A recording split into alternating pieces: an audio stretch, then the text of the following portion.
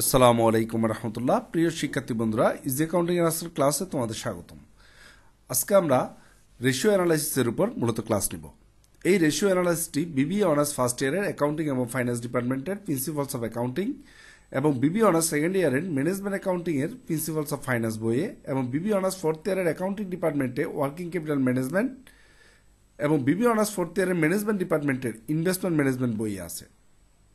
আজকের ক্লাসে আমি মূলত যে ম্যাথগুলো আলোচনা করব সেই ম্যাথগুলো মূলত বিবিএ অনার্স ফোর্থ ইয়ারের অ্যাকাউন্টিং ডিপার্টমেন্ট এবং ম্যানেজমেন্ট ডিপার্টমেন্টের যারা working capital management and financial statement analysis এই সাবজেক্টটি আছে তাদের চ্যাপ্টার 7 এবং ম্যানেজমেন্ট ডিপার্টমেন্টের ইনভেস্টমেন্ট ম্যানেজমেন্টের চ্যাপ্টার 3-তে এই ম্যাথগুলো আছে।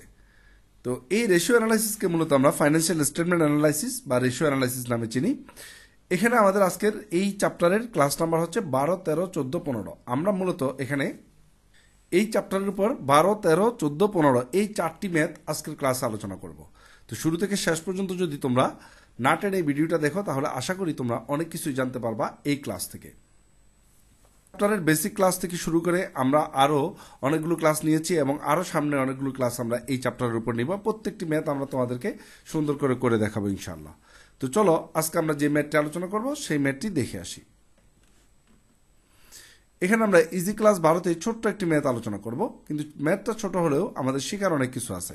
আমরা তোমাদের জন্য ক্লাসগুলো এমনভাবে উপস্থাপনার চেষ্টা করি যাতে আমাদের এই ক্লাসগুলোর কোয়েশ্চেন এবং অ্যান্সার পাশাপাশি দেখানো যায়, তোমাদের যাতে এই প্রশ্নগুলো বুঝতে, এই ম্যাথগুলো বুঝতে কোনো অসুবিধা না হয়, সেজন্য মূলত আমরা এই পদ্ধতিটা ফলো করি।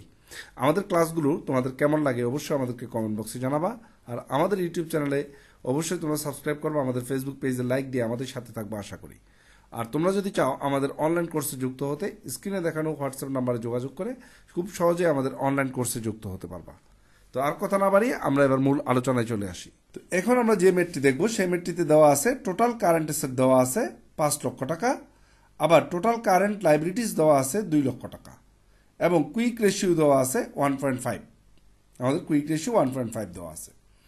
আমাদের রিকোয়ারমেন্টটা বলছে total working capital, net working capital এবং ইনভেন্টরি।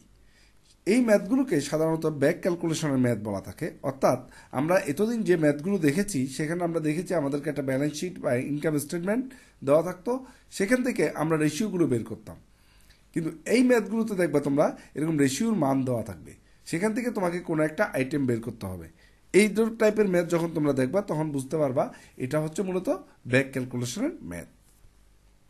তো প্রথমে আমরা আমাদের এই কোয়েশ্চেন অনুযায়ী এটা অ্যান্সার দেওয়ার চেষ্টা করি। টোটাল ওয়ার্কিং ক্যাপিটাল বলতে এখানে বোঝানো হয়েছে টোটাল কারেন্ট অ্যাসেট। মনে রাখবা টোটাল ওয়ার্কিং ক্যাপিটাল মানেই হচ্ছে টোটাল কারেন্ট অ্যাসেট। তো আমরা এখানে লিখতে পারি রিকোয়ারমেন্ট এতে total working capital equal to total current asset. তো কারেন্ট অ্যাসেটের মান হচ্ছে কত? 5 লাখ। তো ওয়ার্কিং ক্যাপিটালও 5 লাখ। তো টোটাল ওয়ার্কিং ক্যাপিটাল সমান টোটাল কারেন্ট অ্যাসেট লিখে দিলে হয়ে গেল।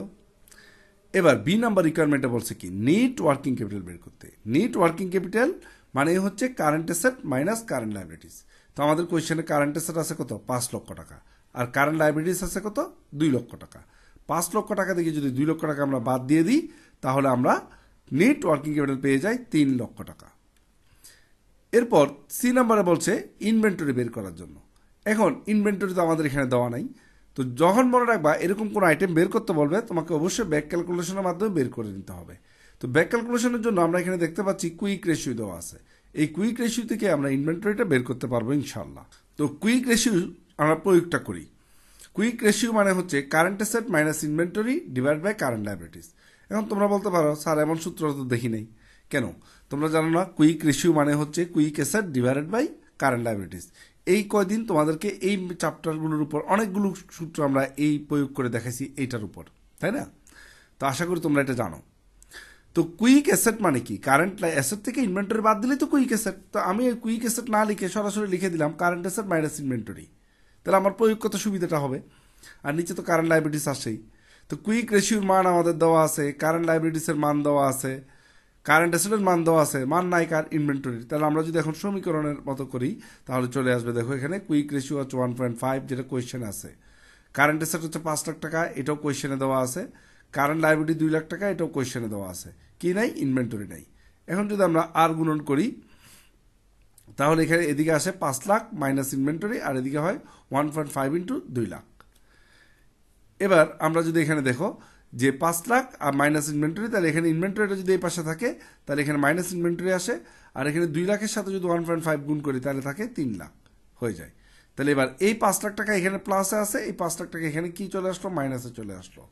তাহলে এবার যদি আমরা এখানে বিয়োগ করি তাহলে এখানে থাকে minus inventory equal to minus 2 lakh. তাহলে দুইটা মাইনাস যদি আমরা দুই পাশ থেকে কেটে দিই তাহলে থাকে ইনভেন্টরি ইকুয়াল টু 2 লাখ টাকা। তাহলে খুব সহজেই আমরা এটা নির্ণয় করতে পারছি।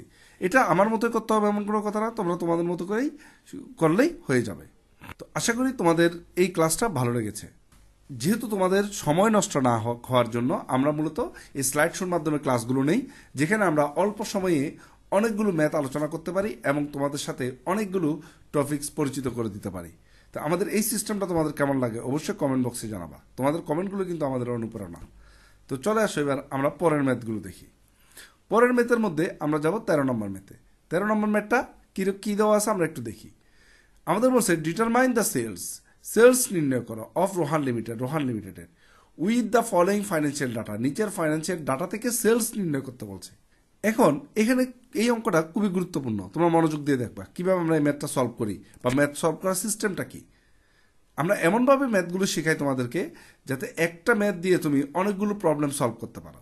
শুধুমাত্র গতানুগতিক মুখস্থ সূত্রের মাধ্যমে কিন্তু আমরা ম্যাথ শেখাই না। তো এখানে দেখো কারেন্ট রেশিও দেওয়া আছে, অ্যাসিড টেস্ট রেশিও দেওয়া আছে, কারেন্ট লায়াবিলিটিস দেওয়া আছে, ইনভেন্টরি টার্নওভার রেশিও দেওয়া আছে। দেখো তো এইগুলোর সাথে মূলত সেলসের সাথে কার সম্পর্ক আছে? সেলসের সাথে কিন্তু কারো সম্পর্ক নাই, কারণ কারেন্ট রেশিওর সূত্র কি? Current asset divide by current liabilities. Sales এখানে নাই। অ্যাসিড টেস্ট রেশিওর সূত্র কি? Quick asset divide by quick liabilities বা quick asset divide by current liabilities. দেখে এখানেও সেলস নাই, কারেন্ট লায়াবিলিটিস তো দেওয়াই আছে। ইনভেন্টরি টার্নওভার রেশিওর সূত্র হচ্ছে cost of goods sold divide by inventory. তো কস্ট অফ গুডস সোল্ডের সাথে সেলস একটু যায়, তাই না? কস্ট অফ গুডস সোল্ড যদি পাওয়া না যায় আমরা সেলস ধরে কাজটা করতে পারি। তাহলে বোঝা যাচ্ছে এখানে আমরা সেলস যদি বের করতে হয় আমাদেরকে ইনভেন্টরি টার্নওভার রেশিওটাই বের করতে হবে। এখন কথা হচ্ছে স্যার এখানে আমরা কেমনে বুঝবো যে কস্ট অফ গুডস সোল্ড নাই? কস্ট অফ গুডস সোল্ড বের করার জন্য তো তোমার ওপেনিং ইনভেন্টরি লাগে, পার্সেলস লাগে, অথবা গ্রস প্রফিট লাগে। তো এই এলিমেন্টসগুলো তো নাই, তার মানে এখানে কস্ট অফ গুডস সোল্ডের জায়গায় আমরা সেলস দিয়ে কাজটা করতে হবে এবং এইভাবেই সেলসটা আমরা বের করব। তার মানে বুঝতে পারলাম এই সেলসটা বের করার জন্য আমাদের ইউজ করতে হবে ইনভেন্টরি টার্নওভার রেশিও। তো ইনভেন্টরি টার্নওভার রেশিও সূত্রটা কি দিয়েছি? Sales divide by inventory. কারণ যেহেতু কস্ট অফ গুডস সোল্ড নাই এখানে, আমাদের সেলস দিয়ে ইউজ করতে হবে। এখন ইনভেন্টরির মূল্য কত এটা কিন্তু আমাদের এখানে দেওয়া নাই, সেলস তো নাই, শুধু ইনভেন্টরি টার্নওভার রেশিওটা দেওয়া আছে। তাহলে এখন আমাদের কি করতে হবে? ইনভেন্টরিটা বের করতে হবে। আর ইনভেন্টরি বের করার জন্য আমাদের অ্যাসিড টেস্ট রেশিওটা সহায়তা করে, একটু আগে আমরা দেখছি, তাই না? তো অ্যাসিড টেস্ট রেশিও সহায়তা করার জন্য আমাদেরকে কি লাগবে? কারেন্ট লায়াবিলিটি লাগবে, কারেন্ট অ্যাসেট লাগবে। তো এখন আমাদের কারেন্ট লায়াবিলিটিস আছে কিন্তু কারেন্ট অ্যাসেট নাই। তাহলে প্রথমে আমরা কারেন্ট রেশিও থেকে কারেন্ট অ্যাসেট বের করব, ওই কারেন্ট অ্যাসেট থেকে অ্যাসিড টেস্ট রেশিওর মাধ্যমে আমরা ইনভেন্টরি বের করে আনবো, তারপর আমরা এখানে মান প্রয়োগ করলে সেলসটা চলে আসবে। বুঝতে পারছো? তো এখন আমরা হিয়ার দিয়ে এখানে প্রথমে কারেন্ট রেশিও বের করি। কারেন্ট রেশিওর সূত্র হচ্ছে current asset divide by current liabilities. আমাদের কারেন্ট রেশিওর মান দেওয়া আছে আর কারেন্ট লায়াবিলিটিসেরও মান দেওয়া আছে। আমরা যদি মানগুলো এখানে বসাই দিই, current ratio 1.5, current liabilities 8 lakh. এবার যদি আমরা আর গুণন করে দিই এখানে current asset equal to 1.5 into 8 lakh. এবার আমরা গুণ করলে এখানে আসে কারেন্ট অ্যাসেট 12 লক্ষ টাকা। এই কারেন্ট অ্যাসেট দিয়ে আমরা এখন বসাই দিব অ্যাসিড টেস্ট রেশিওতে। তো অ্যাসিড টেস্ট রেশিও সূত্র কি? কারেন্ট অ্যাসেট মাইনাস ইনভেন্টরি আর divide by current liabilities. Acid test রেশিওর কিন্তু মান দেওয়া আছে 1.2 কোয়েশ্চেনে, এই যে 1.2 কোয়েশ্চেনে দেওয়া আছে। আর কারেন্ট অ্যাসেটের মান আমরা পেয়ে গেছি কত? 12 লক্ষ টাকা পেয়ে গেছি। কারেন্ট লায়াবিলিটিসের মান তো কোয়েশ্চেনে 8 লাখ টাকা দেওয়া আছে, নাই কি ইনভেন্টরি। এবার আমরা যদি আবার আর গুণন করি এখানে যে 12 লাখ মাইনাস ইনভেন্টরি আর এদিকে 8 লাখ ইন্টু 1.2 গুণ করে দিলে আমরা যদি এখানে ইনভেন্টরির মানটা নিয়ে আসি, ইনভেন্টরির মান দাঁড়ালো 2,40,000 টাকা। ঠিক একটু আগে আমরা তোমাদের এই নিয়মটা শিখাইছি। তাহলে ইনভেন্টরি পেয়ে গেলাম 2,40,000 টাকা আর আমরা ইনভেন্টরি টার্নওভার পেয়ে গেলাম 5 টাইমস। এবার আমরা মূল সূত্রে যদি এই মানটা বসাই দিই যে ইনভেন্টরি টার্নওভার রেশিও 5 টাইমস আর ইনভেন্টরির মান 2,40,000, আমরা যদি আর গুণন করে দিই তাহলে আমাদের সেলসের মান চলে আসে 12 লক্ষ টাকা। তো আমরা এখানে সেলসটা বের করে নিতে পারলাম। তো আশা করি এটাও তোমরা বুঝতে পারছো। এবার আমরা চলে যাব 14 নম্বর মেতে। 14 নম্বর মেতে আমরা দেখি যে প্রশ্নটা একটু বড় প্রশ্ন, তারপর কি বলা আছে আমরা একটু দেখে এই ম্যাথটা সলভ করার চেষ্টা করি ইনশাল্লাহ। তো 14 নম্বর মেতে এখানে বলা আছে the following ratios and information relate the business of Digha traders limited. এখানে credit period to allow debtors 2 month, আমরা দেনাদারকে সময় দিই 2 মাস। কালেকশন পিরিয়ড দেওয়া আছে। স্টক টার্নওভার দেওয়া আছে 8। Lag in payment to supplies, এটা সাপ্লায়ার হবে, সাপ্লায়ারকে আমরা 1 মাস সময় দিই, অর্থাৎ পাওনাদারকে আমরা সময় দিই 1 মাস, এটা সাপ্লায়ার হবে, তোমরা একটু মনে রাখবা। Gross profit ratio 25% on turnover, সেলসের উপর গ্রস প্রফিট হয় 25%। ওপেনিং স্টক দেওয়া আছে 1,05,000 টাকা। Gross profit for the year 31 March 2018 অ্যামাউন্টের টাকা 3 লাখ। এখানে গ্রস প্রফিটের টাকাও দেওয়া আছে, তারপর গ্রস প্রফিটের রেশিও দেওয়া আছে, টাকাও দেওয়া আছে। আমাদের ফাইন্ড আউট করতে বলছে সেলস, ডেপ্টর্স, ক্লোজিং স্টক, ক্রেডিটর্স, অর্থাৎ দেনাদার পাওনাদার এবং ক্লোজিং স্টক মানে মজুত পণ্য এবং সেলস, এটা আমাদের বের করতে হবে। তো আমরা সেলস বের করার জন্য আমরা প্রথমে কোন সূত্রটা ইউজ করব? দেখো এখানে গ্রস প্রফিটের রেশিও দেওয়া আছে, আবার গ্রস প্রফিটে দেওয়া আছে, তাহলে এখান থেকে কিন্তু আমরা সেলসটা বের করতে পারি। কিভাবে? আমাদের দেখো গ্রস প্রফিট রেশিওর সূত্র কি? Gross profit divide by sales. তো gross profit divide by sales যদি আমরা লিখি, গ্রস প্রফিট রেশিও হচ্ছে 0.25, আর উপরে হবে গ্রস প্রফিটের মান দেওয়া আছে 3 লাখ টাকা, আর নিচে সেলস। এখন তোমাদের অনেকের প্রশ্ন আছে, স্যার এখানে তো আমরা ইন্টু 100 দিই। যখন তুমি ব্যাক ক্যালকুলেশন ম্যাথ করবা এই 100টা দিবা না, কারণ হচ্ছে এখানে আমরা গ্রস প্রফিট রেশিওটাকে পার্সেন্টে না লিখে দশমিকে লিখেছি, ঠিক আছে? তো আমরা যদি পার্সেন্ট ইউজ করি নাই সেজন্য আর 100 এখানে আসবে না, এখানে আমরা দশমিকে ইউজ করবো 0.25। এবার যদি আমরা এখানে আর গুণন করি, তো সেলসের সেলসটা এই পাশে চলে আসলো, আর 0.25 এর পাশে নিয়ে গেলে আমরা এখানে পেয়ে যাই 3 লাখ বা 0.25 সমান 12 লক্ষ টাকা সেলস। তাহলে রিকোয়ারমেন্ট 1 সলভ হয়ে গেল। 2 নাম্বার আমাদের বের করতে হবে সানডি ডেপ্টর্স। তো সানডি ডেপ্টর্স যদি করতে হয়, আমাদের ডেপ্টর্স কালেকশন পিরিয়ড দেওয়া আছে, credit period allow to debtors 2 month. তো এখান থেকে প্রথমে আমরা যেহেতু পিরিয়ড দেওয়া আছে, আমরা লিখবো average collection period equal to 12 divide by ARTU, account receivable turnover. এখানে আমরা 12 কেন লিখলাম? যেহেতু অ্যান্সারটা মাসে দেওয়া আছে এই জন্য আমরা 12 লিখেছি। যদি এখানে এই মানটা যদি ডেজতে দেওয়া থাকতো, অর্থাৎ দিনে দেওয়া থাকতো, তাহলে এখানে আমরা 360 ইউজ করতাম। এটা মনে রাখবা, কোয়েশ্চেনের প্যাটার্নের উপর ভিত্তি করে এগুলো প্রয়োগ করবা। তো কালেকশন পিরিয়ড দেওয়া আছে কত? 2 টাইমস। আর এখানে আমাদের বছরের 12, এটা হচ্ছে বছরের 12 মাস, সেই জন্য এটা মাসে দেওয়া আছে, এই জন্য আমরা 12 মাস। এটা যদি দিনে থাকতো তার উপরে আমরা 360 দিন লিখতাম, আর নিচে ARTUটা আমরা বের করে নিব। এখন যদি আমরা আর গুণন করি, ARTU আসছে 6 টাইমস। এবার অ্যাকাউন্ট রিসিভেবল টার্নওভারের সূত্র কি? Credit sales divide by average receivable বা অ্যাকাউন্ট রিসিভেবল। এখন ক্রেডিট সেলসটা আমরা পেয়ে গেলাম 12 লাখ টাকা। এখন প্রশ্ন হচ্ছে কেমনে বুঝলাম যে এটা ক্রেডিট সেলস? যদি কিছু বলা নাই তো আমরা ধরে নিতে হবে এটাই ক্রেডিট সেলস বা এটাই সেলস। তো ক্রেডিট সেলসের জায়গায় আমরা 12 লাখ টাকা বসাই দিলাম, ARTU জায়গায় আমরা 6 বসাই দিলে অ্যাকাউন্ট রিসিভেবলটা খুব সহজেই বের হয়ে আসবে, বা ডেপ্টসটা সহজেই বের করতে পারবো আমরা, আর গুণন করে সরাসরি বের করে দিতে পারবো অ্যাকাউন্ট রিসিভেবল 2 লক্ষ টাকা। তো আশা করি এরকম ম্যাথ যখন আসবে, তোমাদের কালেকশন পিরিয়ড দেওয়া থাকবে, তখন তোমরা খুব সহজেই ARTU সূত্রের মাধ্যমে অ্যাকাউন্ট রিসিভেবলটা বের করে নিতে পারবা বা ডেপ্টসটা বের করে নিতে পারবা। তোমরা এখানে সানডি ডেপ্টস শব্দটা ইউজ করে এই ম্যাথটা সলভ করতে পারবা, কোনো সমস্যা নাই। যেহেতু তারা সানডি ডেপ্টস চাইছে, তোমরা এখানে অ্যাকাউন্ট রিসিভেবলের জায়গায় সানডি ডেপ্টসটা ইউজ করে ম্যাথটা সলভ করে নিও। আশা করি বুঝতে পারছো। এবার চলে যাবো আমরা ক্লোজিং স্টক। তো ক্লোজিং স্টকের সূত্র কি? আমরা ইনভেন্টরি টার্নওভার যেহেতু আছে, ক্লোজিং স্টকটা আমরা বের করতে পারবো। এখন সমস্যা হচ্ছে স্টক তো একটাই থাকে, তাই না? কিন্তু এখানে যেহেতু ওপেনিং স্টক দেওয়া আছে, তার মানে এখানে আমাদের ক্লোজিং স্টকটা বের করতে গেলে আমাদের এখানে অ্যাভারেজ স্টক বের করতে হবে। যেহেতু ওপেনিং আছে, ক্লোজিংটা আমরা বের করবো, তার মানে ওপেনিং এর অস্তিত্ব থাকাতে এখানে আমাদের ব্যবহার করতে হবে অ্যাভারেজ স্টকটা। তো কস্ট অফ গুডস সোল্ড কোথায় পাবো? একটু আগে আমরা বের করছিলাম সেলস 12 লাখ টাকা, তাহলে এখানে গ্রস প্রফিট দেওয়া আছে কত? 3 লাখ। সেলস থেকে যদি গ্রস প্রফিট বাদ যায় তাহলে তো আমরা কস্ট অফ গুডস সোল্ড পেয়ে যাই। তাহলে sales minus gross profit divide by average stock. তাহলে স্টক টার্নওভারের মান কত? 8 কোয়েশ্চেনে দেওয়া আছে। স্টক টার্নওভারের মান 8 কোয়েশ্চেনে দেওয়া আছে। আর সেলসের মান কত? 12 লাখ টাকা। গ্রস প্রফিট 3 লাখ টাকা। এভারেজ স্টক কত আমাদের জানা নাই। আমার প্রশ্ন হচ্ছে আমাদের তো ক্লোজিং স্টক চাইছে, ক্লোজিং স্টক চাইছে, ঠিক আছে, আমরা একটু ওয়েট করি, তারপর ক্লোজিং স্টক বের করবো। এখন এভারেজ স্টকটা আগে বের করি। তো এখন আমরা যদি এখানে ক্যালকুলেশন করি, এভারেজ স্টক সমান সমান আছে 1,12,500 টাকা। এবার আমরা এভারেজ স্টক মানে কি জানি? Opening stock closing plus closing stock divide by 2। এখানে যদি ওপেনিং না থাকতো, এটাই আমাদের ক্লোজিং স্টকটা সরাসরি চলে আসতো।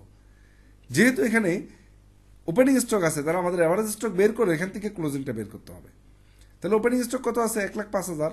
ক্লোজিং স্টক কত দেওয়া আছে? এভারেজ স্টক কত দেওয়া আছে? 1,12,500। আমরা যদি এই মানগুলো বসাই, average stock 1,12,500, opening stock 1,05,000, closing স্টকটা দেওয়া নাই, আর 2 তো সূত্রের। এবার যদি আমরা এখানে ক্যালকুলেশনে যাই, এখানে যদি আমরা 2 গুণ করে দিই, 1,12,500 সাথে 2 গুণ করলে 2,25,000, তোমরা চাইলে 1 লাখ বাড়াই এটা দেখাই দিতে পারো। আর এখানে 1,05,000 প্লাস ক্লোজিং স্টক। এবার আমরা 2,25,000 থেকে 1,05,000 যদি বাদ দিয়ে দিই, তাহলে এখানে থাকে 1,20,000। তাহলে ক্লোজিং স্টক সমান সমান কি 1,20,000 টাকা। এটা আমরা লিখে দিলাম। তাহলে ক্লোজিং স্টকও বের হয়ে গেল।